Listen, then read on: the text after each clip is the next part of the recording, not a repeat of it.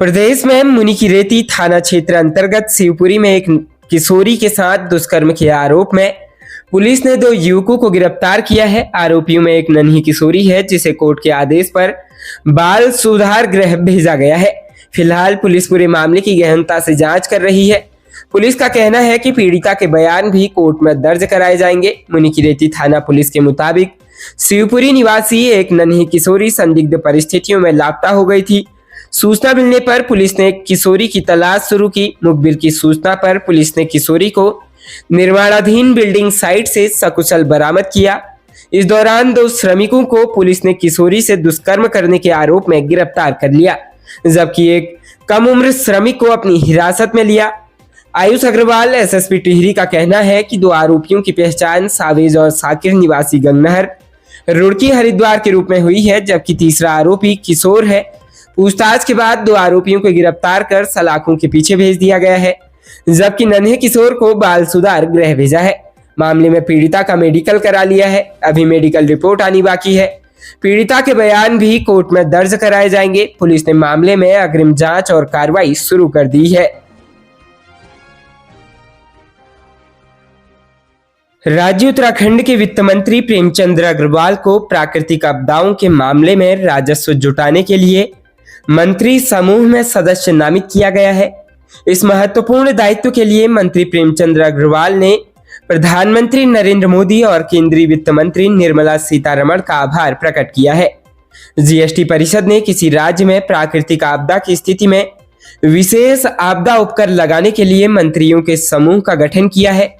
इस 7 सदस्यीय मंत्री समूह में उत्तर प्रदेश के वित्त मंत्री सुरेश कुमार खन्ना, उत्तराखंड के वित्त मंत्री प्रेमचंद अग्रवाल, असम के अजंता नियोग, छत्तीसगढ़ से ओपी चौधरी, गुजरात से कनुभाई देसाई, केरल से केएन बालगोपाल और पश्चिम बंगाल से चंद्रिमा भट्टाचार्य शामिल हैं। मंत्री समूह के सदस्य प्राकृतिक आपदा या आपदाओं के मामले में राजस्व जुटाने के लिए राज्यों द्वारा विशेष उपकर लगाने की संवैधानिक और कानूनी जांच करेंगे। जीएसटी व्यवस्था के तहत राज्यों द्वारा ऐसे विशेष उपकर लगाने के उद्देश्य से किसी घटना को प्राकृतिक आपदा के रूप में वर्गीकृत करने के लिए उपयोग किए जाने वाले ढांचे की जांच और पहचान करना है। इसके अलावा यह जांच करना कि क्या जीएसटी मूल ढांचे में बदलाव किए बिना प्राकृतिक आपदा की स्थिति में राज्यों की मदद के लिए कोई वैकल्पिक तंत्र तैयार किया जा सकता है। साथ ही यह भी जांच की जानी चाहिए कि क्या विशेष उपकर को कुछ विशिष्ट क्षेत्रों तक ही सीमित रखा जाना चाहिए या सभी क्षेत्रों पर लागू किया जाना चाहिए। राज्य उत्तराखंड में सड़क हादसे थमने का नाम नहीं ले रहे हैं। आए दिन लोग सड़क हादसे में अपनी जान गंवा रहे हैं। इसके बावजूद भी हादसों पर लगाम नहीं लग पा रही। वहीं रुद्रप्रयाग जनपद के कुंडा दानकोट के समीप एक दर्दनाक सड़क हादसा हुआ। घटना में 3 युवकों की मौके पर ही मौत हुई। घटना के बाद से क्षेत्र में शोक की लहर है। गौर हो कि बीती देर रात करीब 11:15 पर कुंडा दानकोट के समीप एक स्कूटी अनियंत्रित होकर सड़क से लगभग 100 मीटर नीचे गहरी खाई में गिर गई। स्कूटी में 3 युवक सवार थे, जिनकी मौके पर ही जान चली गई। सूचना पर जिला आपदा प्रबंधन और एसडीआरएफ की टीम ने रेस्क्यू के लिए घटनास्थल पर पहुंची और तीनों युवकों को रेस्क्यू कर स्ट्रेचर के माध्यम से सड़क तक पहुंचाया, जिसके बाद 108 की मदद से पोस्टमार्टम के लिए जिला अस्पताल भिजवाया। बताया जा रहा है कि स्कूटी सवार कुंदा दानकोट से रुद्रप्रयाग की ओर आ रहे थे। अधिकारी नंदन सिंह रजवार ने बताया कि बीती रात एक स्कूटी हादसे की खबर मिलते ही रेस्क्यू टीम को घटना स्थल के लिए रवाना किया गया। स्कूटी वाहन संख्या UK 13B2344 में अंकित पुत्र प्रताप लाल निवासी गुनियाल, टीटू पुत्र राकेश लाल निवासी कुंडा दानकोट, संदीप निवासी बरसील जिला रुद्रपुर सवार थे, जिनकी हादसे में मौके पर ही मौत हो गई। वहीं घटना के बाद से क्षेत्र में मातम छाया हुआ है।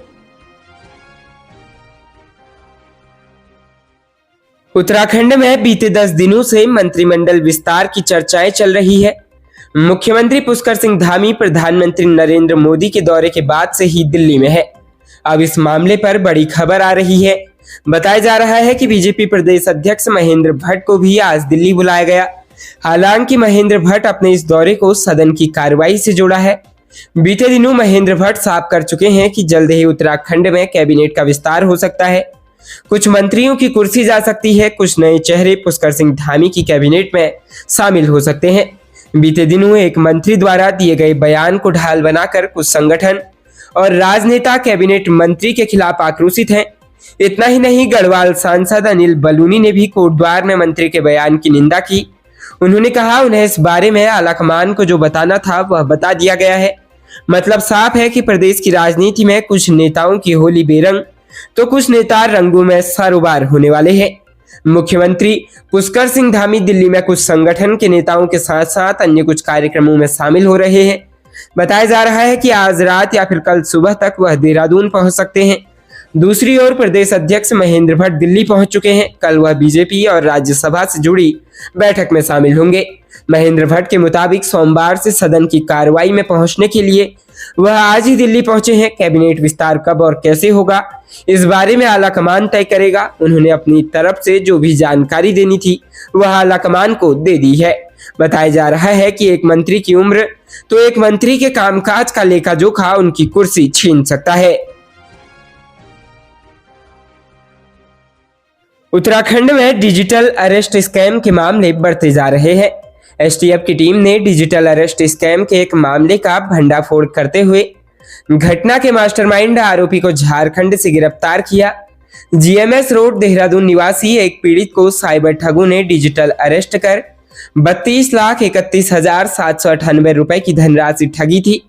साथ ही गिरोह ने मुंबई क्राइम ब्रांच और सीबीआई अधिकारी बन वीडियो कॉल और वॉइस कॉल के माध्यम से पीड़ित को 24 घंटे से अधिक समय तक डिजिटल अरेस्ट रखा था। जीएमएस रोड देहरादून निवासी एक पीड़ित ने cyber crime police station Dehradun में शिकायत दर्ज कराई थी कि 30 अक्टूबर 2024 को उसके मोबाइल पर अनजान नंबर से एक कॉल आई।